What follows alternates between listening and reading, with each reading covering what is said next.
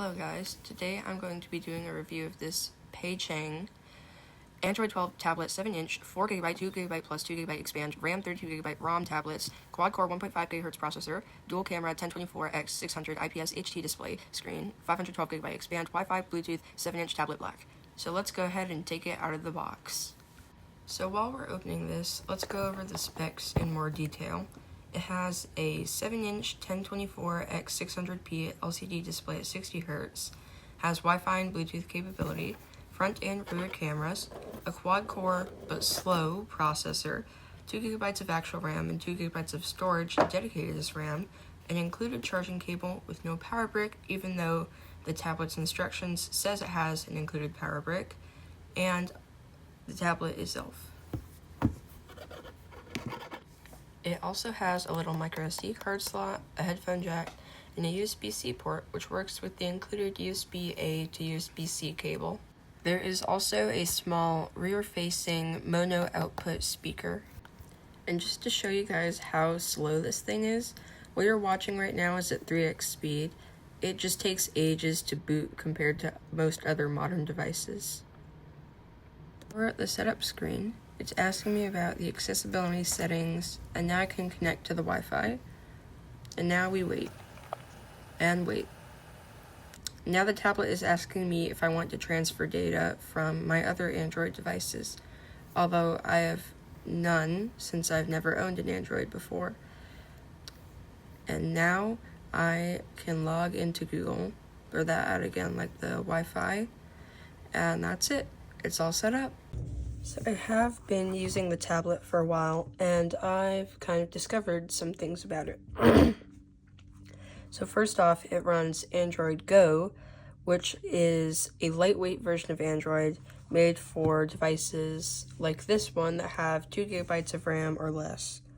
So if it, and I can prove that it has 2 gigs of RAM because if I go to memory extension, so you have 1.1 gigabytes used. And then over here it says total plus extend. So extend means that it is using the storage as RAM. So it's dedicating 2 gigabytes of the storage right now as system RAM. So you see free it says 0.99 gigabytes and used is 1.01 I guess gigabytes. So if I go to RAM extend, I can turn that off, but I want to keep that on because that increases system performance. I've also noticed that it makes these weird sounds. Not sure if it'll make another one. I have tried out the gaming benchmark with Minecraft Education.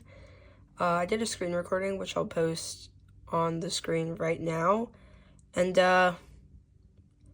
it doesn't look very good at all. It takes a while to load chunks, it's choppy, and this is actually a 1024 by 600 display. It's like 1024 pixels by 600, and it's 7 inches. It's only 60 hertz as well, so it's not very good. The display is also non-laminated. Yeah. But let's do a speaker sound test, just to see if it can redeem itself.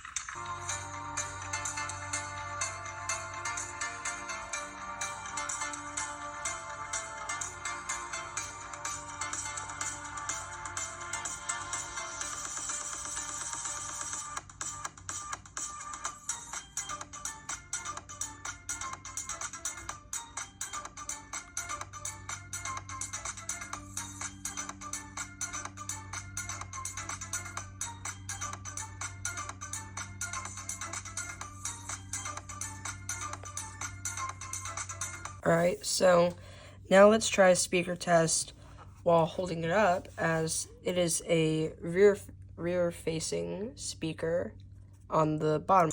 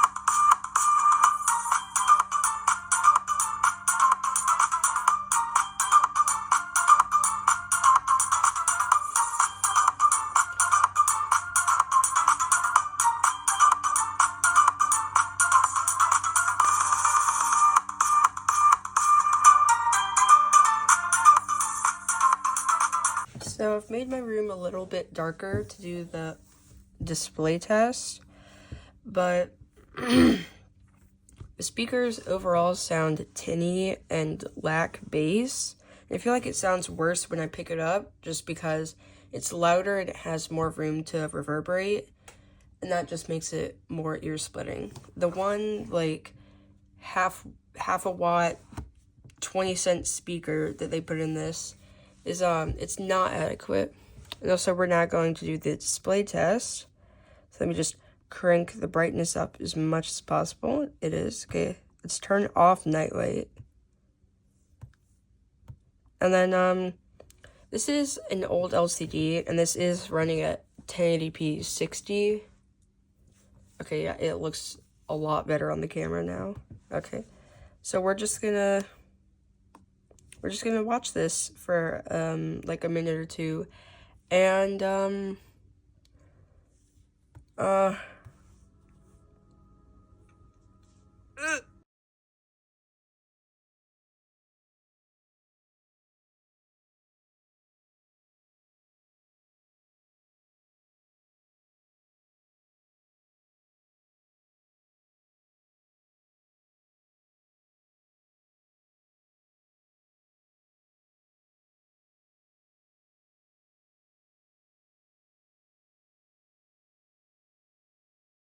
so yeah, it looks pretty bad, especially in these like black areas.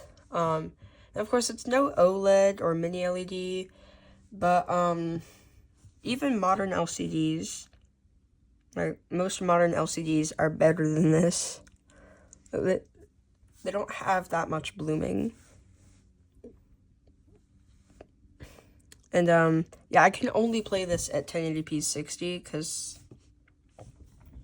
you really should only be doing 720p 60 if it's 600 tall, just so you get the maximum resolution and frame rate, but you aren't like making it process too much. So overall, do I recommend this tablet for you? No. Unless you're just getting it for like your kid and they're like 6 or younger, I do not recommend this. It is slow. It has bad performance. The storage is only 32 gigabytes. Like, you need a micro SD card to be able to use this thing for your child because, you know, they want to download games. Obviously, there's only 2 gigs of RAM, so you can't really do very much with it. Oh. The screen sucks. The speakers suck. I haven't even shown you the cameras yet. But, now for the audio thing, it does have Bluetooth support and an audio jack. Not sure if you can see that there. So you can obviously attach better speakers. But, this also only runs Android 12, so you won't be getting any of the new Android 15 features. But for $33, this is actually pretty good. It feels smooth enough. It's able to play a YouTube video. The screen is usable. Like, I don't have a problem with it because it's $33. Now, if this was like an Apple product, it'd probably be like, I don't know, $100, let's call it. And, I mean, for being $33, I have zero problems with it. So, anyways, I hope you enjoyed the video, and I hope I'll see you in the next one. And this is Meow64 out.